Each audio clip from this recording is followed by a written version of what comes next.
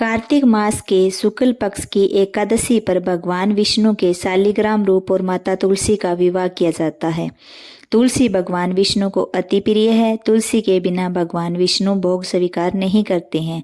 तुलसी पूर्व जन्म में एक लड़की थी जिसका नाम वरिंदा था, जिसका जन्म राक्षस कुल में हुआ था।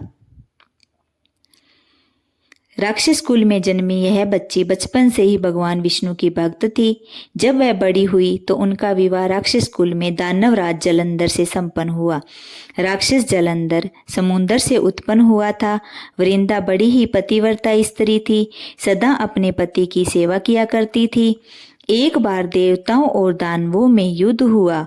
जब जलंधर युद्ध पर जाने लगे तो वृंदा ने कहा, स्वामी आप युद्ध पर जा रहे हैं, आप जब तक युद्ध में रहेंगे मैं पूजा में बैठकर आपकी जीत के लिए अनुष्ठान करूंगी।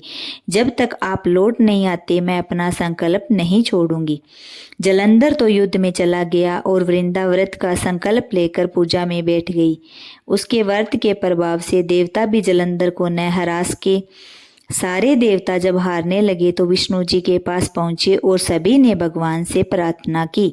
भगवान बोले, वृंदा मेरी परम भक्त है, मैं उससे छल नहीं कर सकता।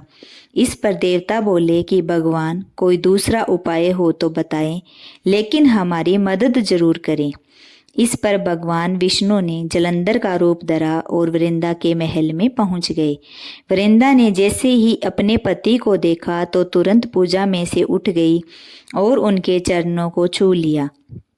इधर वृंदा का संकल्प टूटा, उधर युद्ध में देवताओं ने जलंधर को मार दिया और उसका सिर काटकर अलग कर दिया। जलंधर का कटा हुआ सिर जब महल में आ गिरा तो वृंदा ने आश्चर्य से भगवान की ओर देखा, जिन्होंने जलंधर का रूप धर रखा था। इस पर भगवान विष्णु अपने रूप में आ गए पर कुछ बोल न सके। वृंदा ने कुपित होकर भगवान को श्राप दे दिया कि वे पत्थर के हो जाएं। इसके चलते भगवान तुरंत पत्थर के हो गए। सभी देवताओं में हाहाकार मच गया। देवताओं की प्रार्थना के बाद वृंदा ने अपना श्राप वापिस ले लिया। इसके बाद वे अपने पति का सिर लेकर सती हो गई। उनकी राख से एक पौधा निकला। तब भगवान विष्णु जी ने उस पौधे का नाम तुलसी रखा और कहा कि मैं इस पत्थर रूप में भी रहूंगा, जिसे शालिग्राम के नाम से तुलसी जी के साथ ही पूजा जाएगा। इतना ही नहीं, उन्होंने कहा कि किसी भी शुभ कार्य में बिना तुलसी जी के भोग के पहले कुछ भी स्वीकार नहीं करूंगा। तभी से ही तुलसी जी की पूजा होने लगी। कार्तिक मास में तुलसी जी का विवाह शालिग्राम जी के साथ किया जाता है।